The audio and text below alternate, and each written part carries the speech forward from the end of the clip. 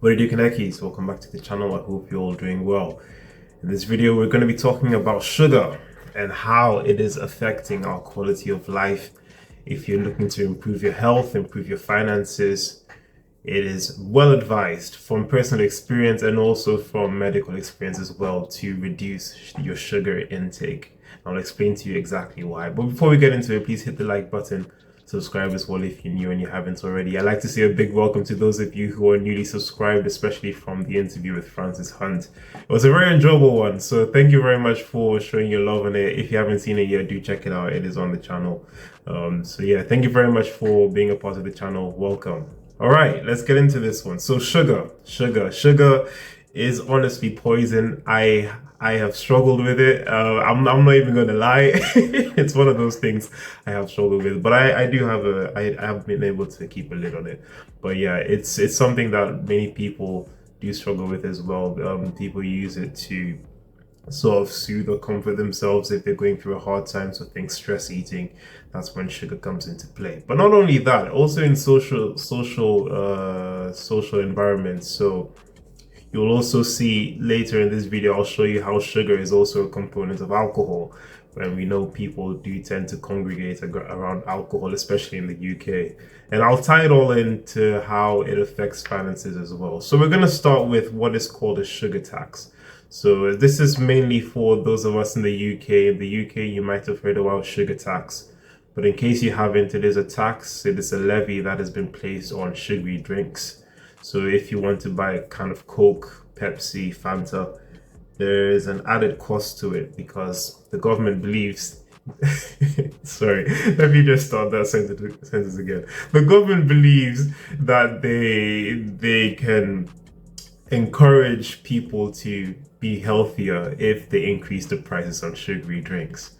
So they do this by charging manufacturers, by charging these drinks companies a higher fee so that they can reduce the amount of sugar in their drinks.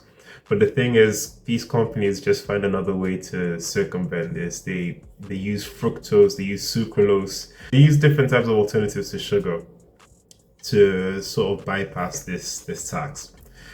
In any case, they then pass these costs on to customers. So customers are still drinking the same amount of these sugary drinks, then they're just basically paying more for it. They claim that in this revenue use here, they claim that the revenue is used to fund public health initiatives such as funding primary school sports and other healthy initiatives. And it sounds like it's great. It sounds like a great thing on the surface.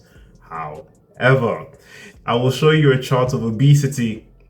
This one is in adults. It's meant to help adults as well. So use it as a proxy for kids because I mean eventually these kids are going to grow up.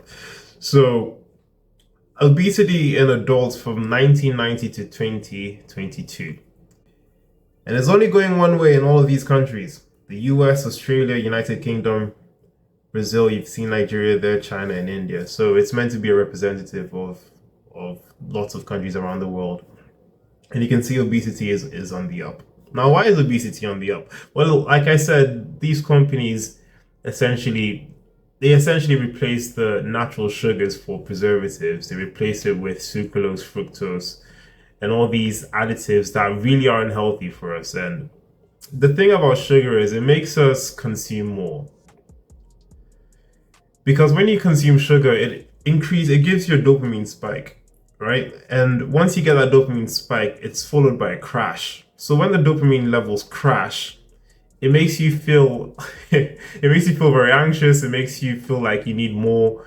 So you then eat again. You eat that cupcake. You eat that extra cupcake. You eat that extra bar of chocolate to get that re-up. So it goes up again. You get that dopamine high. Then it crashes again. Then the cycle just continues. It keeps going. It keeps going. It keeps going. Now, how does this tie into your finances? Well, each time it crashes and you buy another chocolate bar, you buy another cupcake, another pack of Walkers, you're spending money and it accumulates.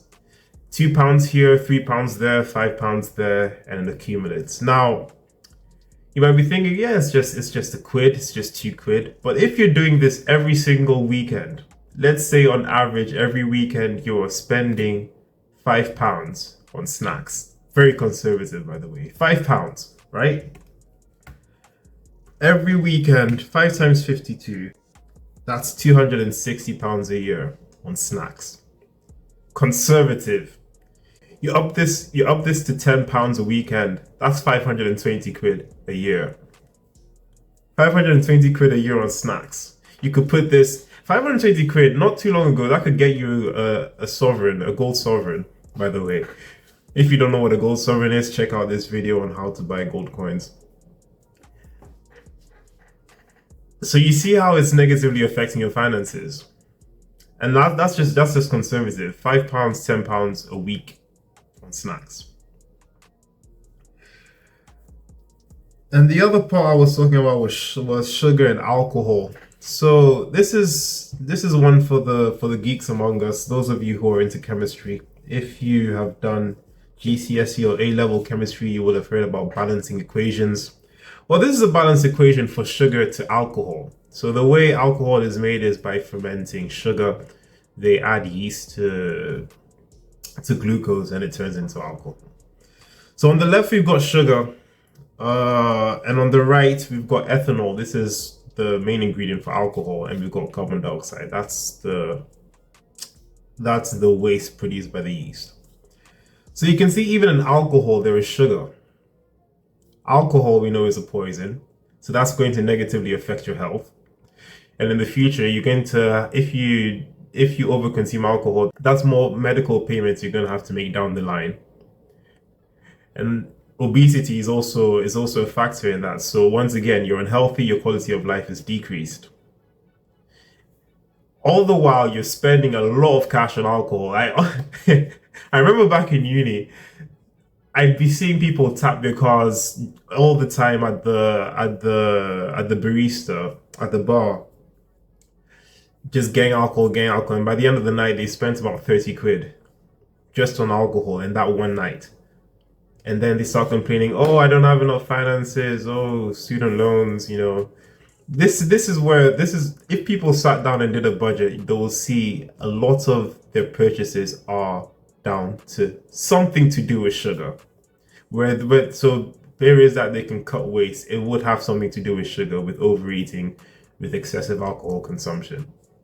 So what's the long and short of this video? We're near 8 minutes now. What's the long and short of it? My advice, this is also advice to myself. So like I said at the start, I'm not exempt from this. If you want to cut the waste, from your financial spending and also improve your health, the one ingredient you need to reduce, or better yet eliminate, is sugar and all other substitutes for sugar. Fructose, sucralose, the lot of others, by the way, but those are the main two. Look out for those two at the back of ingredient packs. If you want to know how widespread sugar is, I mean, even Nando's, the Nando's sauce has sugar in it. So that's just to let you know that if you reduce your sugar intake, you will be saving a lot, because that means you're going to be ordering takeaway less often. That's another thing I need to advise you on. Order less takeaway, because you're spending about 20 quid per takeaway. This is I'm just using quid because I'm in the UK, but dollars, euros, wherever is applicable to you. So learn to cook for yourself. You will be saving so much. I'll do another video on how to thrive within your means, and actually cooking for yourself is part of that.